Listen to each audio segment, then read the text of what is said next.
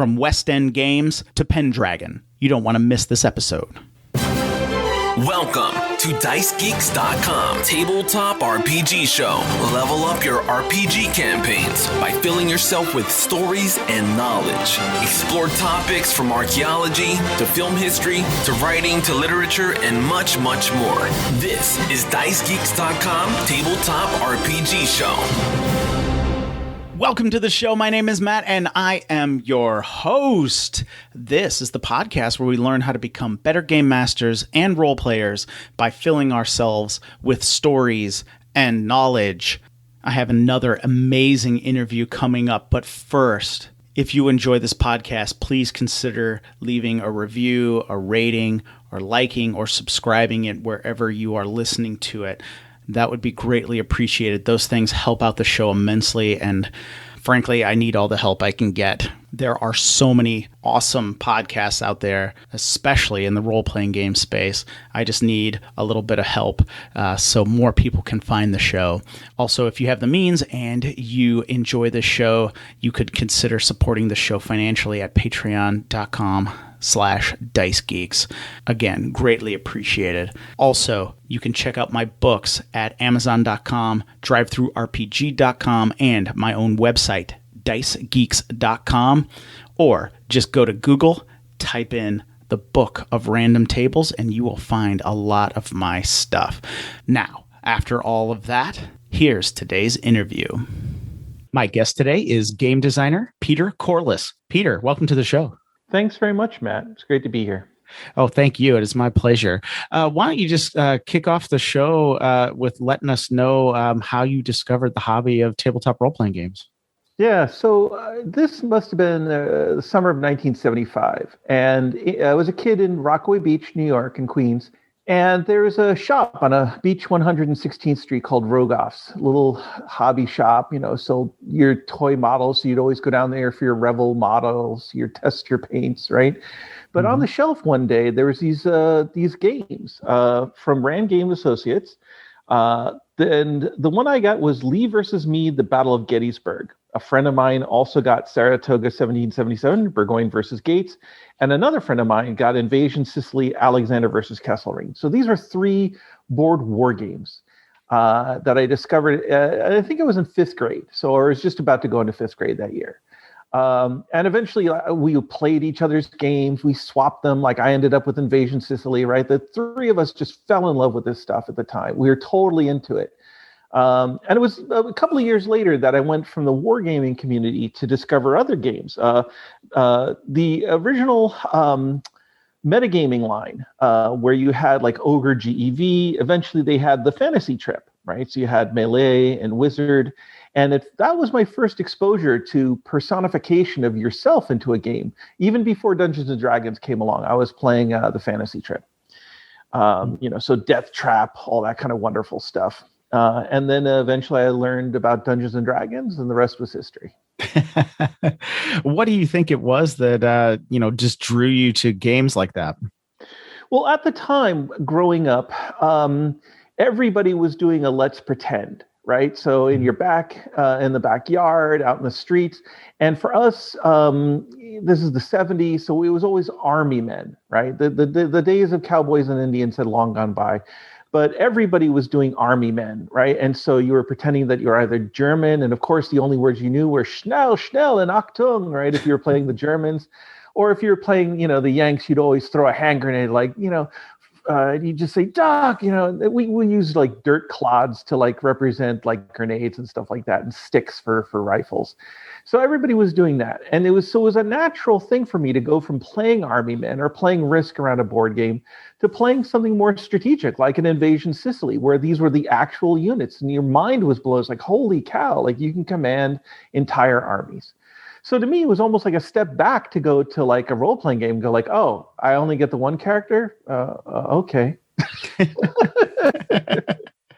Yeah, I can understand that a little bit there. But I'm just thinking, you mentioned obviously Dungeons and Dragons came along. Yes. So what was kind of your experience with D&D when it first came along? Okay, so there was people in New York are going to know this spot. It is the Complete Strategist, right, in Midtown Manhattan, and at the Complete Strategist, they had a back room for a game. It was a pretty dumpy kind of room.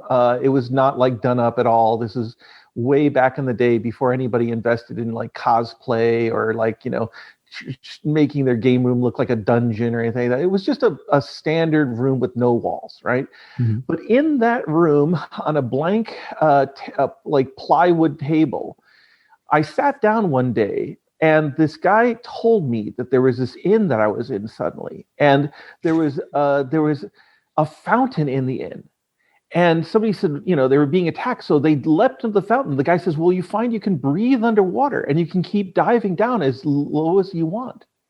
And that to me was like, whoa.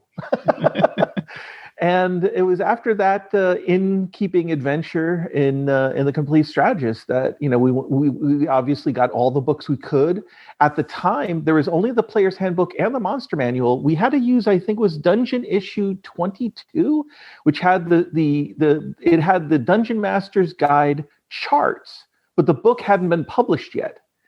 And so that was my first gaming setup: was the Player's Handbook, Monster Manual, and Dragon Magazine number 22. That is awesome. Now, did you start like running games really quickly, or did you play a while first?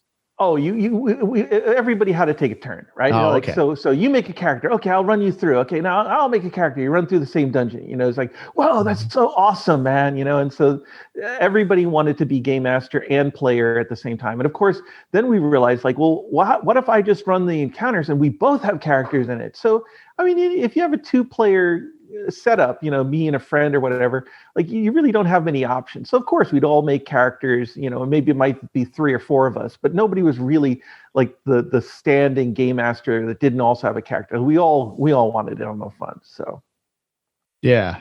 That's awesome. And I had a similar experience as well when I first started playing. It was kind of a free for all, everybody wanting to do different things, all, just so we could play just whatever we could do. Exactly. And when the Game Masters, the Dungeon Master guys eventually did come out, it had the random dungeon generator.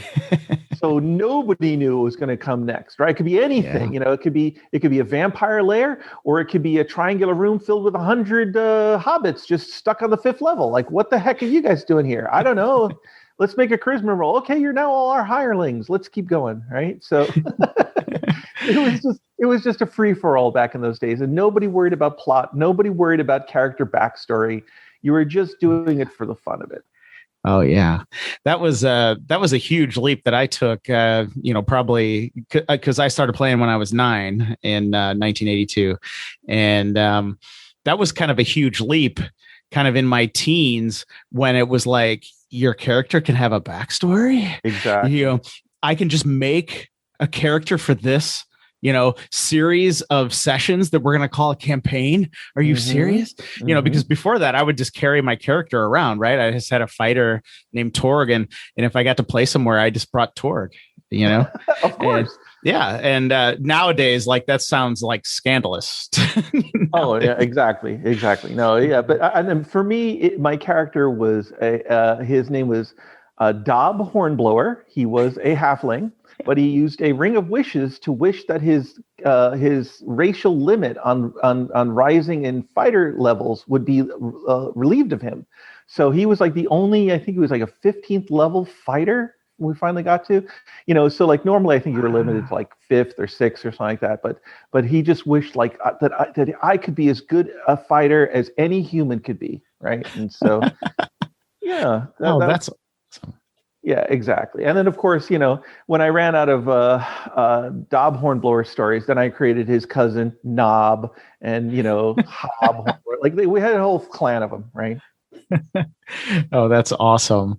Yeah, I also had a cleric and for a while, and I think I always wanted to spend time on names, I think, and they just started calling me Thug or something, and that it kind of stuck. And so I had a cleric named Thug for a while too, and we had a lot of adventures. But I think I only got to like I think with my fighter, I think I only got to like level 9. So that was something. There you go. Now, let me back up a little bit because I talked about the fantasy trip earlier, right? Yeah. And I want to give that its due. It was obviously like you had two skills, like you had strength and you had dex to begin with, right? And then Wizard added in your intelligence score, right?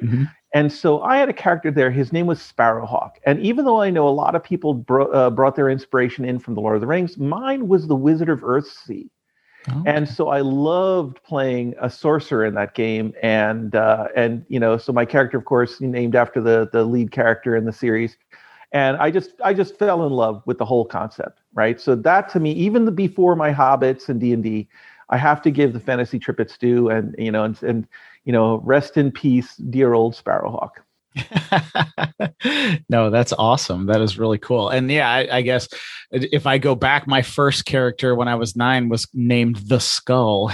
Nice. And I found the character sheets and I posted them on my blog because that's crazy that I would still have those character sheets after this long. But exactly. Yeah. But that is awesome. But then you kind of some people just play and then go about their lives, but you ended up working in the industry. Why don't you tell us about kind of your intro into the role-playing game industry? Yeah, so the first exposure I had to real professional game designers was I was kind of a preteen. I was in 8th grade, and it was 1979, and I ended up heading into the offices. So it was either 8th or 9th grade, and I headed into the offices of Simulation Publications Incorporated, SPI. And SPI, again, these at the time, we didn't really distinguish between the world of wargaming, role-playing, whatever. Like it was all gaming to us, right? Mm-hmm. So, but SPI at the time was finding that there was this new interest in the world of role-playing. And so they created a board game that was half war game, and also half role-playing game. And it was John Carter, Warlord of Mars. And of course, at the time, we would be on the beaches of Rockaway pretending that we had radium rifles and who was Tars Tarkas and who was John Carter. Like we just were total fans of that. And so it's natural for me to just like want to play test of all the games they had, to play test that night. That was the one I wanted to play. And so I did it once, but I didn't go back. I never had a chance to go back. Obviously, you're a kid, you can only afford so many times you can make the trip to Mecca in your lifetime, right? So I just didn't have the chance to go back and get my names in the credits. But that was my first role-playing game. And I talked with Eric Goldberg years later, like just recently. He's like, I have no idea that was your first game, because he was involved with that, But of course, I was just a kid. He would never have recognized me. So but that was my first big brush with gaming. Years later, it was kind of a parallel. I had a friend who said, hey, want to go get free pizza? And it was another role-playing night. But at this point, this was in 1982. So SPI was kind of, again, they had already had their day and time. And instead, this was a follow-on, a successor company where a lot of folks that had been at SPI eventually rolled up into. And it was West End Games, run by Dan Palter. And that night, I remember they had an unpublished game, never got done, but boy, was it a beauty. It was a multi-map game of the Napoleonic Battle of Ratisbon. Never ever actually got published, but that I was just hooked, just seeing it laid out. But I got to play my own game. I think that night it was either it was Bug-Eyed Monsters, a Gurgistikian design. I think it was the first game I actually play tested there. And so it was a very kind of a clever satirical take on, Martians want our women. And of course, the cover art was schlocky tentacled beasts that, would probably get an R rating today. But at the time, it was just like, hey, we're just getting free pizza. We're playing games. And if you come back 3 times, you get your name in the credits. Sounded like a good deal to me.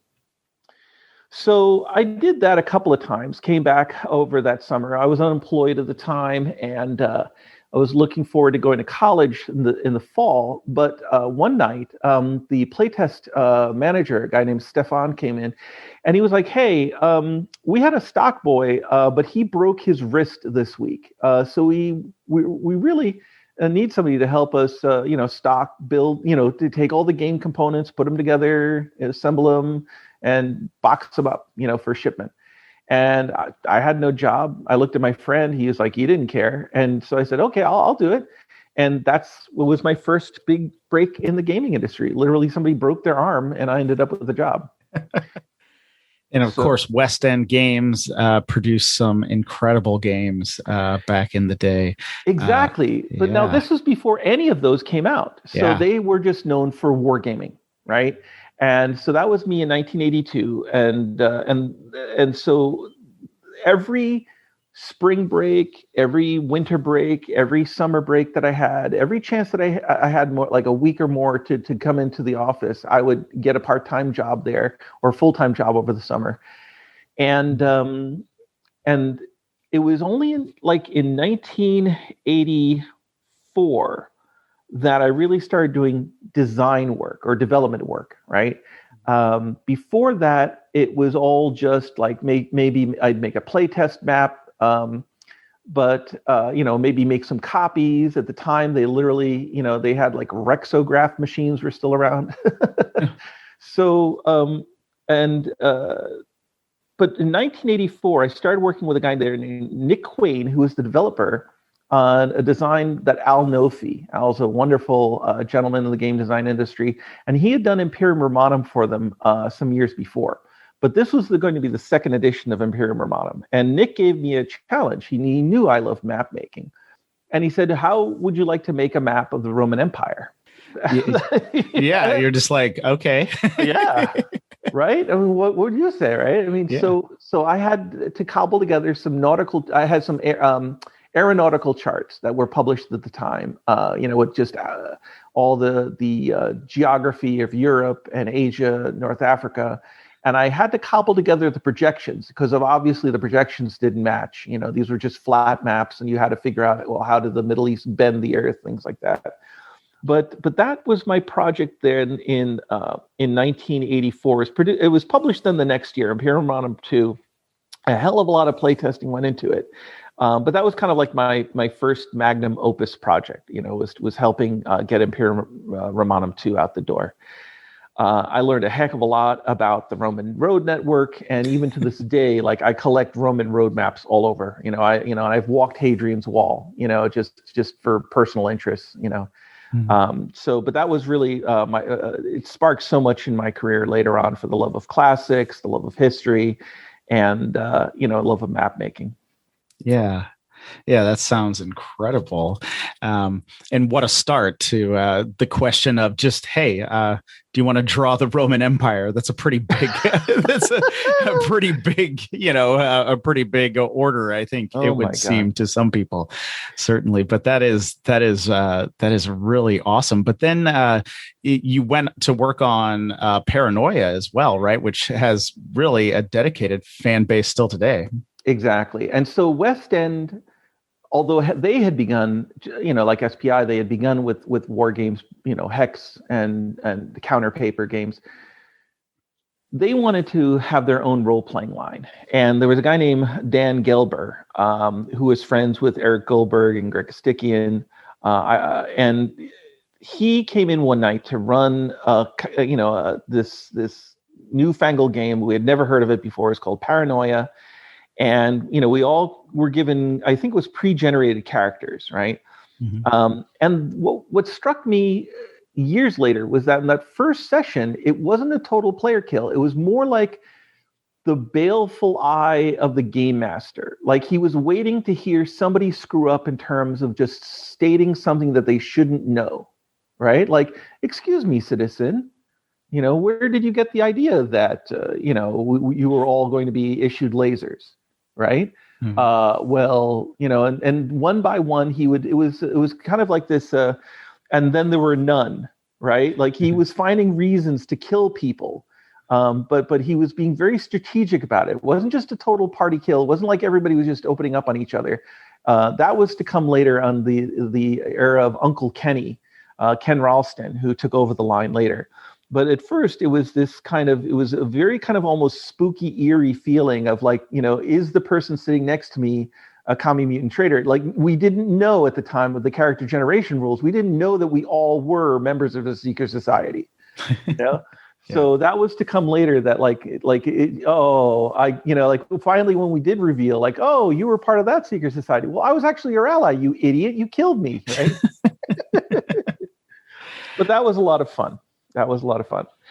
And because I was going to school at the time for illustration at Carnegie Mellon, they actually let me turn my hand towards a couple of illustrations. So the original sketch for the computer with the eye in the monitor was a sketch that I had done. Oh, and all the Seeker Society logos, my favorite being Corpor Metal. I just love doing that design. But all of them, Death Leopard or Free Enterprise, all of those things, Sierra Club, all of the Seeker Society logos were things that I had done. Yeah, that is awesome. It just absolutely so cool. But then, of course, West End Games, their flagship and they've become known for is the Star Wars role-playing game. Right. And of course, for me, that was I don't know. I've described it as many things. I think a watershed moment or something in my role-playing game, hobby life or something, because, D&D was kind of complicated and very expensive. Around 1987, it was hard to get people to play because some people didn't understand the world very well, or, they hadn't been exposed to Tolkien or any of the other books. And it was kind of hard to explain the world a little bit. And here comes a game that is Star Wars, which everybody knew, to varying degrees, something about Star Wars. And you could make a character in 15 minutes and I could tell you the rules in 15 minutes and we could sit down and play. So that kicked off an era of gaming for me that lasted until, fairly recently, in fact, because it is such a good gateway game. Now, you had your hand involved in that some as well, right? Yeah. Now, again, I can't take credit for the basic game design itself, right? There were some awesome people that really deserve all the credit for the RPG game system, the D6 system, etc. But I want to acknowledge what you just said, that the Star Wars role-playing game was the first time, really, that mass popular culture met role-playing. I mean, there had been a James Bond game, but that was kind of a niche sort of thing, right? But this was the first, and again, people had tried DC or Marvel superheroes kind of thing. Yeah. But when Star Wars came along, it was when the fan base went rabidly nuts, right? And also at the time, this was in this gap time when it was years after the original trilogy, but years before the prequels would be announced. And so Lucasfilm at the time, they had already sold off all the little Kenner collectible toys, right? All the model Millennium Falcons, like that. It had kind of run its course, and so they were looking actively to bring back more interest in the game setting, in the world setting, right? That this galaxy far away had kind of fallen off many people's radar. Now the fans loved it, but there was no accessible media for it. This is, of course, long before we had the endless animated series or any of that. So it was really a kind of an opportunity for West End to take and reinvent Star Wars for a whole new generation. And so my specific role was that I wasn't going to be the guy who designed the role-playing game. I wasn't going to be the guy who is going to create the adventures. But what I was really good at was doing the research. And so they set me in front of a giant TV and all the VCR tapes that I could handle. And it was my job to watch the battle scenes over and over and over again to figure out, well, which is faster, the X-Wing or the Y-Wing or the A-Wing or the TIE Interceptor? And I would go look, stop right there. You see? And they go, where? And then you say lower quadrant, the A-Wing is making a tighter bank and pulling ahead of the TIE Interceptor. It's God, there you go. Right. And that's how we would record like that's how we would figure it out, because there were no canonical statistics that came out of Lucasfilm. Like we were inventing this stuff based upon the published extant materials. So like there was also, what is it, the Z95 Headhunter, like that came out of the Han Solo books, or all of those kinds of things were being loaded in from whatever sources we could cobble together, published sources, right? But we were kind of annotating the canon so that it could be understood by gamers, and it had not been done before. Recently, there was a design guide that was published that talked about like a whole bunch of limitations that were put upon us by Lucasfilm. I can dig up a copy of that if you want to include that, the URL to that in the future. But this game design guideline, for instance, said things like you're not allowed to talk about the Old Republic. Yeah, you're not allowed to talk about events beyond like this certain window between these movies, right? So we were very much boxed into what we could talk about, but within that box, man, we had a lot of fun making stuff up. And I mean, this is absolutely incredible. And of course, the 1994 West End style guide, I actually posted that on my blog, or at least a portion of it. There, that was you. Okay, that's fantastic. Okay, all right. Because in like 1994, I was this obsessed. Then maybe what was like 19 or 20, I guess I would have been then, and I was obsessed with Star Wars and role playing games, and so I wrote off for the writer's guide, and I got it, and I fooled around with a whole bunch of stuff, and then I think it was 96 the company went under or whatever. So exactly. So I was a little too slow on the draw, and I didn't know exactly really what I was doing. I was just obsessed with Star Wars. Not a problem. But I do want to let you know a little bit about what happened because of that. When West End folded, there was a kind of a problem with its winding up. It didn't really have any sort of successorship. Like nobody really bought all of the assets. And so one of the things that did happen was that obviously rights to licensed properties like the Ghostbusters role-playing game, Star Wars, all the Star Trek stuff, they went back to the original licensors, I should say, right? Yeah. So all those rights reverted. But for a lot of the other things that had been original works, they reverted back to the game designers. So I actually ended up with the rights to a board game called Desert Steel.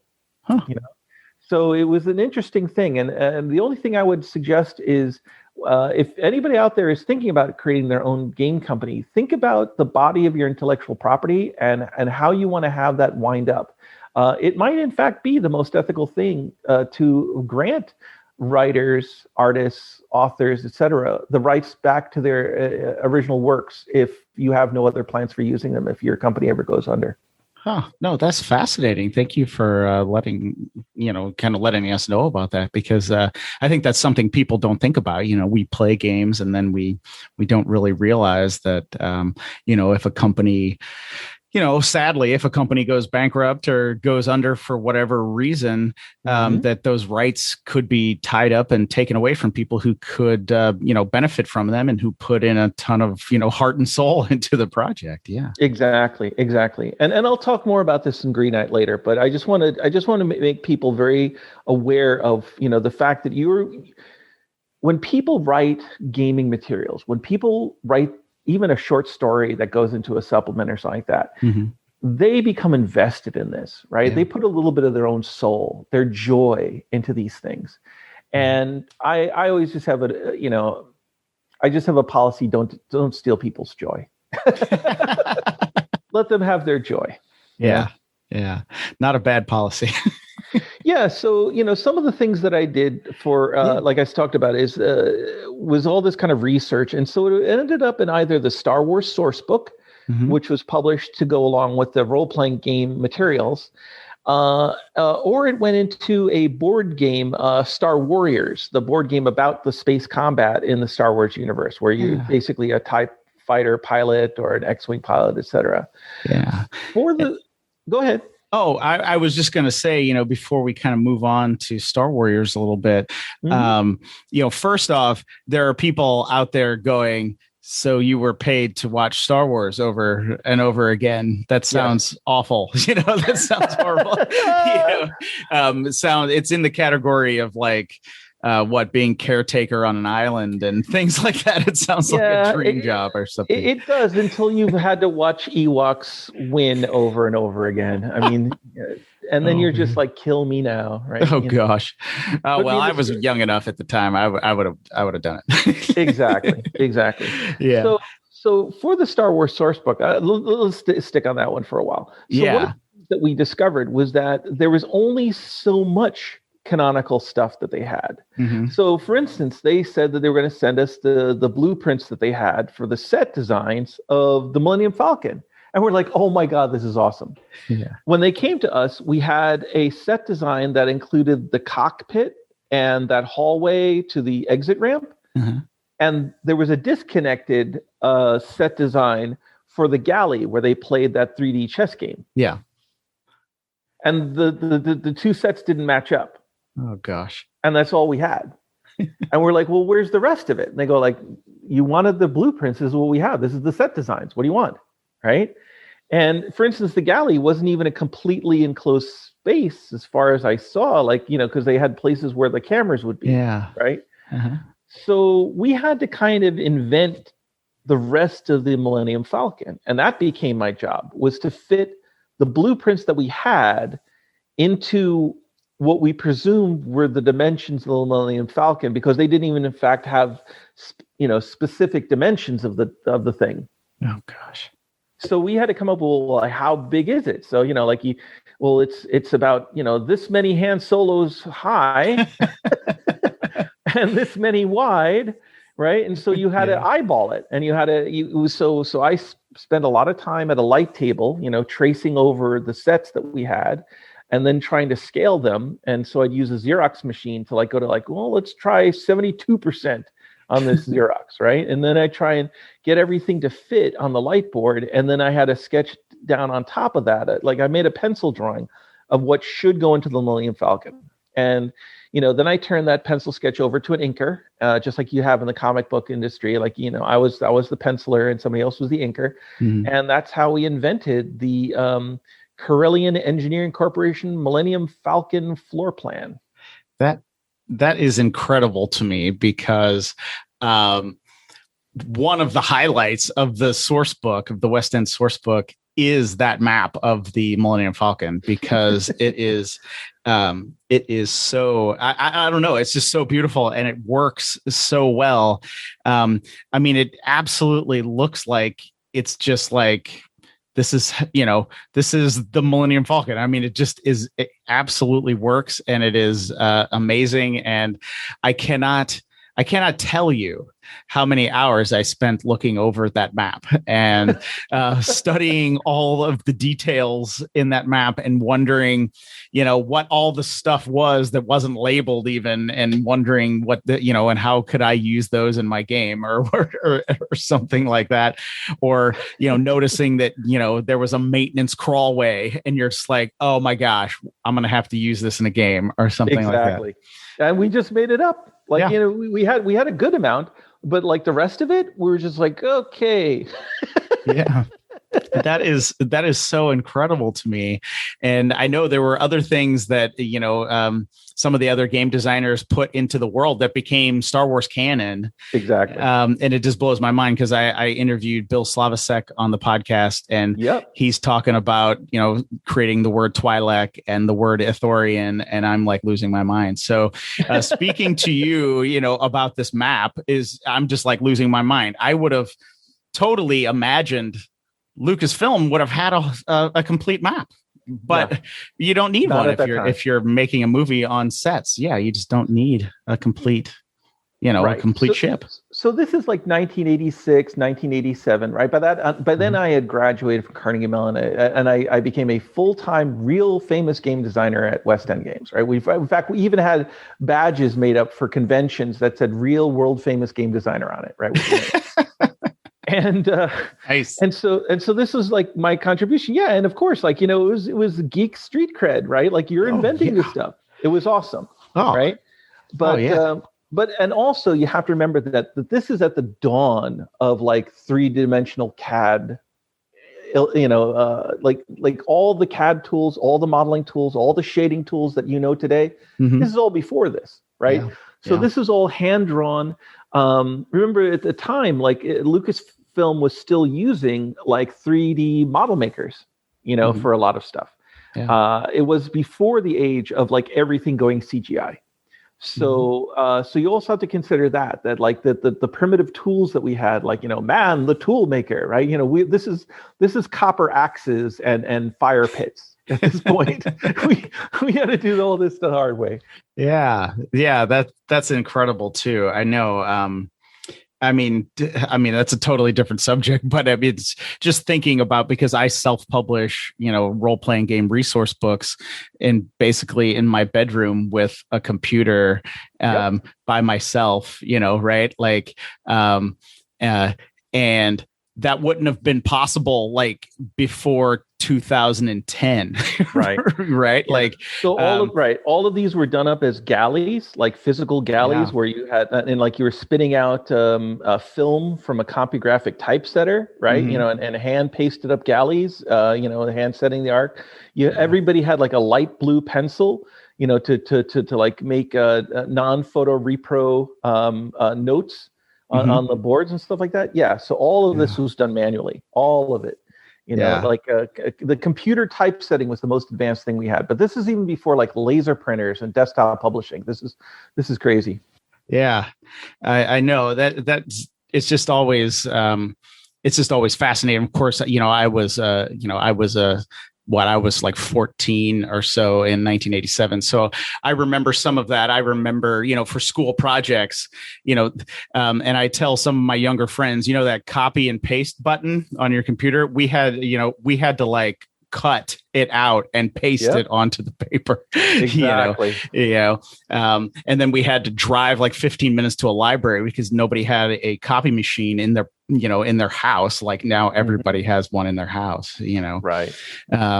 And so, and just hearing stories like that is always blows my mind. Actually, I interviewed John Scott Tynes on the podcast as well, and he talked about putting together his magazine for Call of Cthulhu in 1990, and it sounded horrifying. It just sounded, like just so much work that it is just unbelievable how much the technology in that has changed. It's just absolutely incredible. But now you moved on from West End Games, and you kind of entered a kind of a saga of your own involving a role-playing game called Pendragon. Why don't you give us some of the rundown on that? Yeah, so by 1989, I had moved on from West End, and I had moved to the West Coast. I got employed out here doing a lot of Macintosh support. I was doing desktop publishing support and any sort of application that ran on the Macintosh, right? So that became my thing. Like I had eventually by 1989, like laser printers are being sold commercially at a place called Computerware. And so, but I still loved all of the stuff going on in the role-playing industry. So I was friends out here with some of the West Coast the designers. I knew Mike Pondsmith of Artalsorian, and I also knew the folks at Chaosium, Sam Shirley, a big shout out to him. He was a great friend of mine. And so, I got to mix it up with some of the West Coast game companies here in the San Francisco Bay Area. For Chaosium, that's where I really started getting back into it. But it was mostly, like, again, I was a dilettante, right? I had my day job, and I was just doing this just for fun. But I was doing contributions to the Pendragon role-playing game. In Perilous Forest, in the 1992 supplement, there was a map of Hadrian's Wall. And so what I needed to do then is I needed to take an actual map of the wall from the era of Emperor Hadrian, but I needed to fast forward it through an aging machine to what would the wall have been like by the 5th, 6th century AD. So how had it fallen apart? What were the tribes that lived on both sides of it?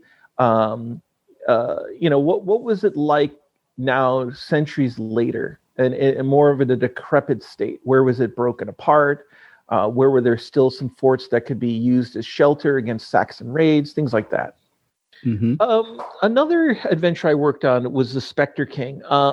Because again, my background was in map making, and I also loved history. There was an Arthurian source, Geoffrey Monmouth's History of the Kings of Britain, and in that they talk about a battle that happens in northern Britain against one of Arthur's forebears, Aurelius Ambrosius. And in that story, the Saxon king Hengist gets killed, right, and buried where he was killed. And so, I mean, if you think about this, then in terms of like Saxons wanting to go to Valhalla, Norse and Saxons, that kind of stuff, they want to die in battle. But this guy was captured, made a prisoner, and was slaughtered as a prisoner after the battle was over. So I thought, what a great way for his soul to become an uneasy ghost. Mm-hmm.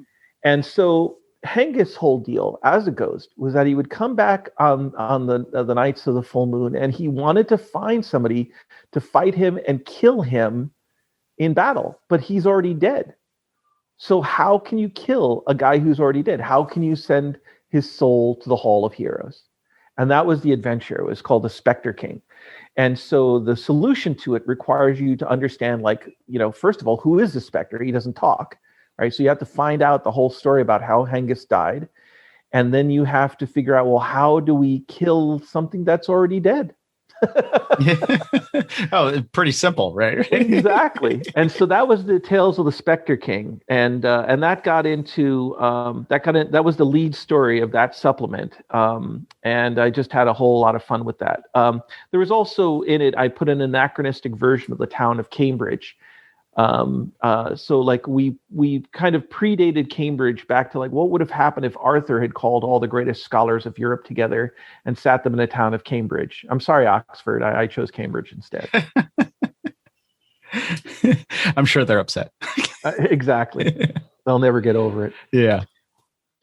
But what happened then is that was the early 90s, and the Pendragon line was always plugging away. It was always this thing that had a small but dedicated fan base, but it obviously wasn't Call of Cthulhu. It was never going to be Chaosium's #1 game system.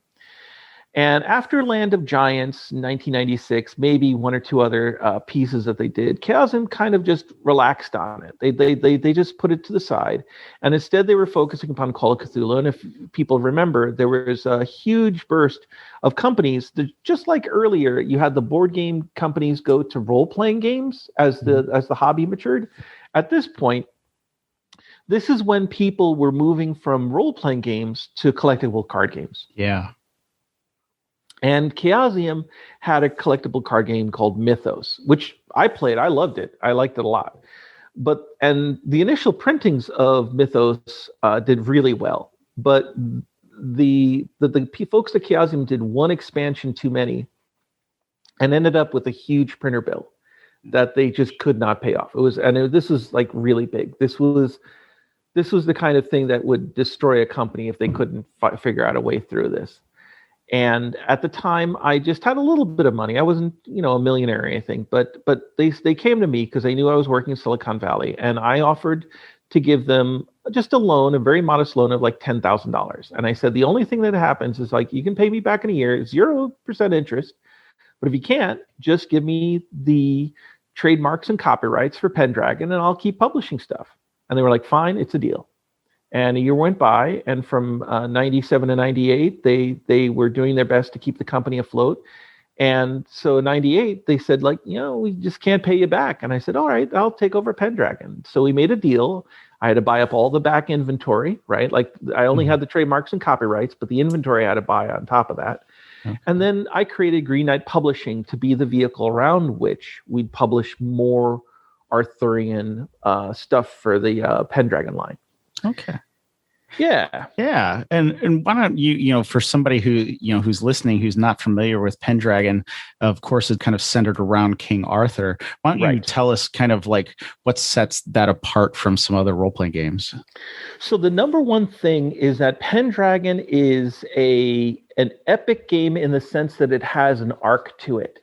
You begin Pendragon either at the time that Arthur ascends the throne, or maybe a cycle before that. Like maybe you play back to the anarchy between the death of his father Uther and Arthur's ascension, or maybe you might even play like earlier during the time of Uther's reign. But it starts in this kind of like warlordish period, either when Uther's dead or just near his death, and then it continues on through this glorious day, this Arthurian day. And when the day dawns, Arthur says, like, he's the boy king, he's going to unite Britain. People say, we don't believe you. And he fights all these wars of unification and, of course, wars of defense to stave off the destruction at the hands of the Saxons. But he wins, right? And the Round Table gets founded, and people become heroes in their own right, and they all have these adventures. And then the glorious height of the Arthurian reign is when you have tournaments and ladies and all these things, miraculous adventures going on, and then finally it starts darkening, and at the end, you start having more court machinations. Mordred starts trying to build up his faction. Like, you find out the darker secrets of what's kept Camelot afloat all these years. So-and-so is having an affair. No, don't tell me. Oh, that's horrible, right? And then the sun sets at the Battle of Camlan and the death of so many knights of the Round Table, and Arthur is taken away. And so it begins and it ends in this epic cycle of about a 60-year period. And game masters are encouraged to play through those phases. And players then don't just play their character, but they might play an entire family tree, a history of your family cycle through that.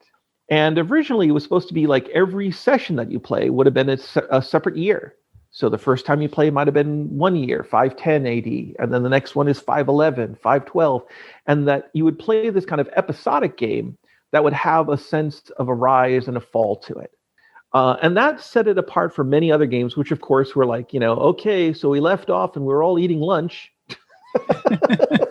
And you come back right after lunch. Okay, well, let's get back to killing the monsters, right? Yeah.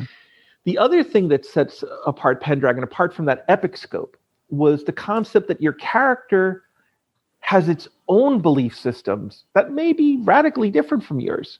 You might be an atheist in the modern world. Hey, look, I'm an atheist or agnostic. I don't believe in this stuff. But your character is passionately Christian, constantly saying their prayers, always thanking the Lord, right? Mm. And your character had traits and passions that drove their behavior.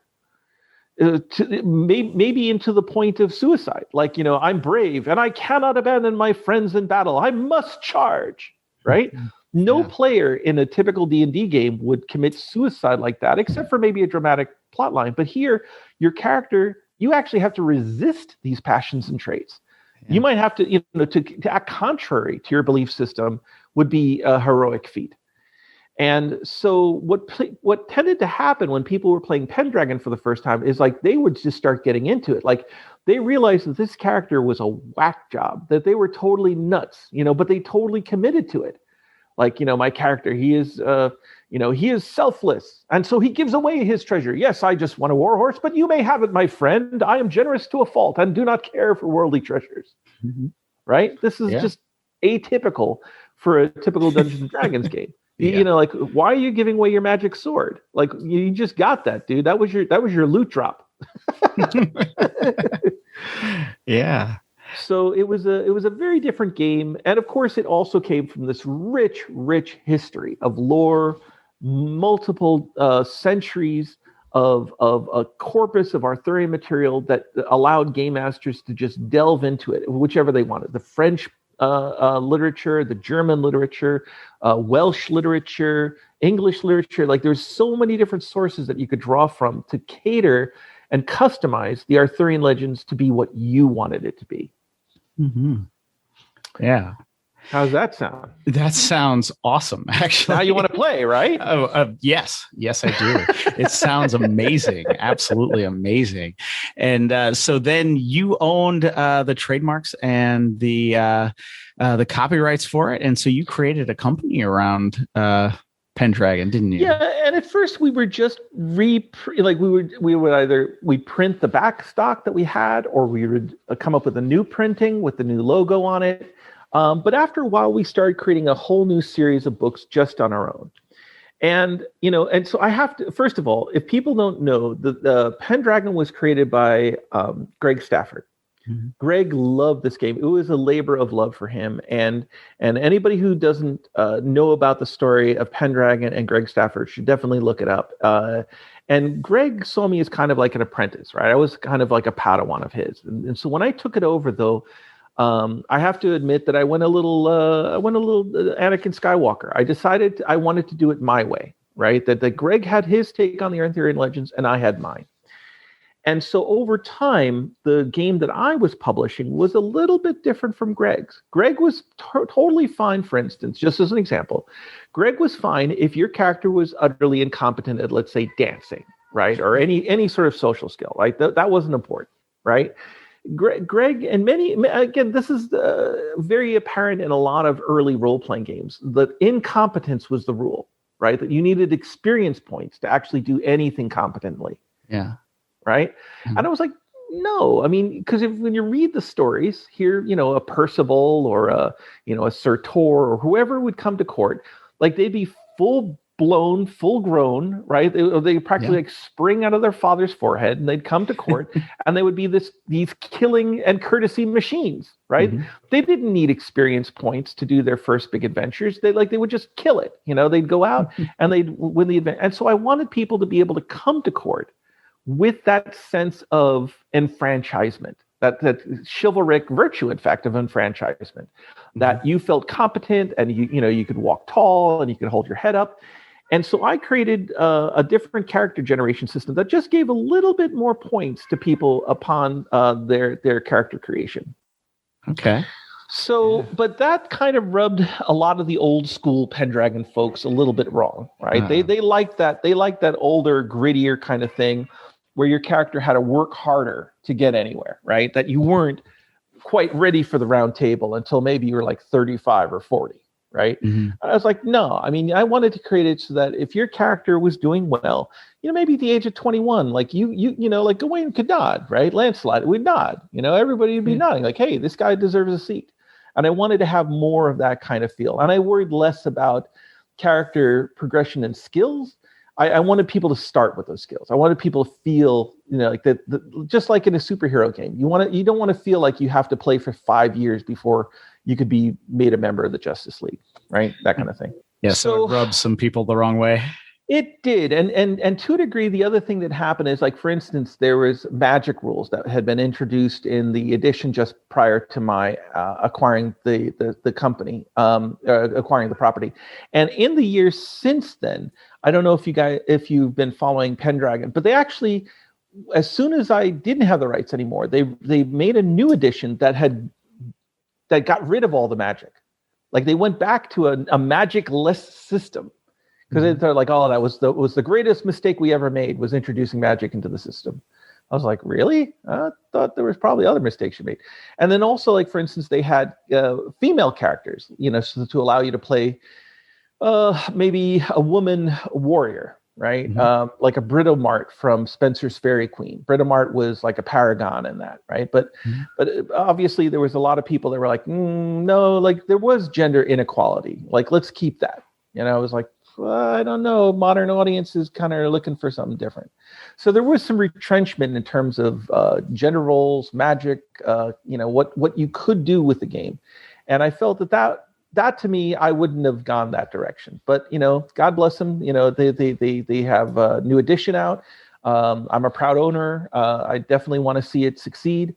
But I just think that editorially, I had a different vision for where I thought the game could go. And we'll see where it goes in the future. Yeah, absolutely. And so you had the property for a while, but then you ended up selling it off, right? Oof, yes. So in 2001, Silicon Valley had a terrible retrenchment. And of course, I was working for Cisco Systems at the time, and I had earned my ill-gotten gains that way, but that's how I lost them too. When the stock tumbled in a single year from like $75 to $12, then all of the stocks that I had been using, selling off a little trickle at a time to afford building up Green Knight, were gone. And I had gotten laid off. And so that was kind of like, I don't know if you're familiar with the Arthurian legends, but there's this thing called a dolorous stroke, right? Where the Grail castle comes tumbling down. And 2001 was my personal dolorous stroke, right? And I think for a lot of people, when the Trade Center came down, right, that was a real life kind of dolorous stroke. And it caused me to have to, well, first of all, I just had to shutter the company. I had to lay off people. I had to pay off the bills of outstanding artists and writers. It was a sadness. It was a great sadness. But I tried to make sure that the inventory went off to other people that weren't going to pulp it, and that and then I tried to keep it on life support. But eventually, I sold the trademarks and copyrights to Stuart Wick, and God bless him, he was able to keep it alive then for a few more years. But then it eventually found its way back to Chaosium and to Greg Stafford. So, if anything came good of that, like, it just kept the property alive and eventually got back to the right home. So I was glad for that. Yeah. Yeah, that is quite some story there, and it is. I find it fascinating, and I know I've had you on here a long time, and we should wrap up at some point. Sure. But I was just going to ask: are you doing anything nowadays? Are you still playing? Or are you still involved in the industry at all? Yeah. So one of the things I'll reveal to you is that I'm working on a script based upon an Arthurian character. I'll leave it a mystery for now, but people are aware that I'm working on that. I'm also working on a campaign for Pendragon based upon a lost book. There is a book of the Holy Grail that was never published, never passed on to anybody. It kind of like got lost in a whole bunch of like discs and files, and crashed computers.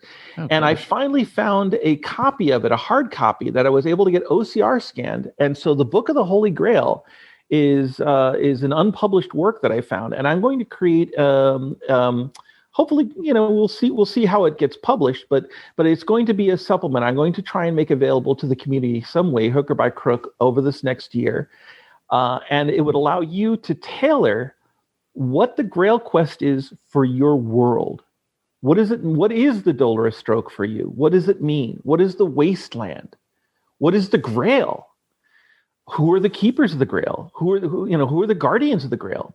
Who are the heroes of the Grail Quest? What are the virtues you need to be a Grail Quester? And so I'm creating kind of, it's not, a lot of things in Pendragon are very scripted and rote, like, year by year, the whole Grand Pendragon campaign is already written out for you.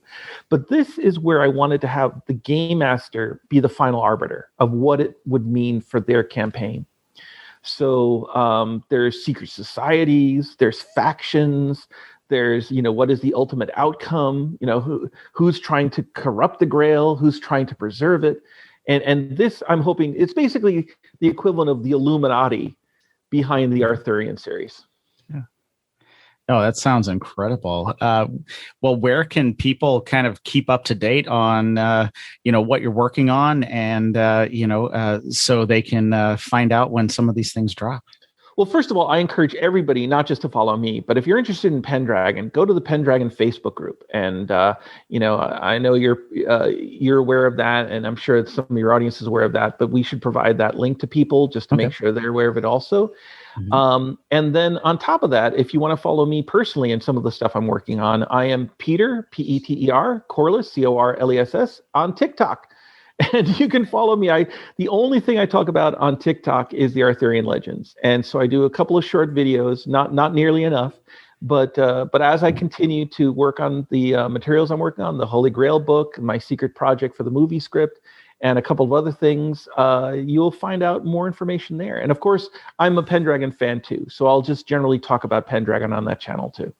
Okay, well, I will definitely include the link to the Pendragon Facebook page and to your TikTok in the show notes for this episode at dicegeeks.com. So anybody who is listening can head over there right now to dicgeeks.com. Find the show notes for this episode, and you will find those links that you can keep up with Peter. Well, Peter, it was a fascinating conversation. I'm sure I could ask you like a million more questions about your West End days, your days at West End Games, or about your thoughts on role-playing games or Arthurian Legends, but I will respect your time and let you go. So it was fascinating. Thank you so much for coming on the show today. Thank you very much, Matt. All right, there you have it, guys. It was such a blast getting to talk to Peter. Some of his stories from back in the day at West End Games were fantastic. I still can't even believe that he drew the map to the Millennium Falcon. I'm losing my mind. I'm still like in awe of that because that is so amazing. I love that map so much. I got so much joy out of that. It's just incredible. All right, though, as I mentioned, enough fanboying, okay. But as I mentioned, I have put links in the show notes for this episode at dicegeeks.com so you can check out Peter and some of his work there. Please do so. All right, guys, if you want some free stuff, head over to dicegeeks.com/free. You'll get 10 free dungeon maps. You'll never miss an episode of this show. And each and every Friday, you'll get an email update from me letting you know what's going on in the world of Dice Geeks. All right, guys, I've been mentioning at the top about the different ways that you can support the show. And I would really appreciate it if you would like, rate, review, subscribe, or support the show financially at patreon.com/dicegeeks. Now, I appreciate you listening. I thank you so much. It is a privilege to come to you each and every Wednesday, and I thank you so much for listening. Until next time, keep gaming.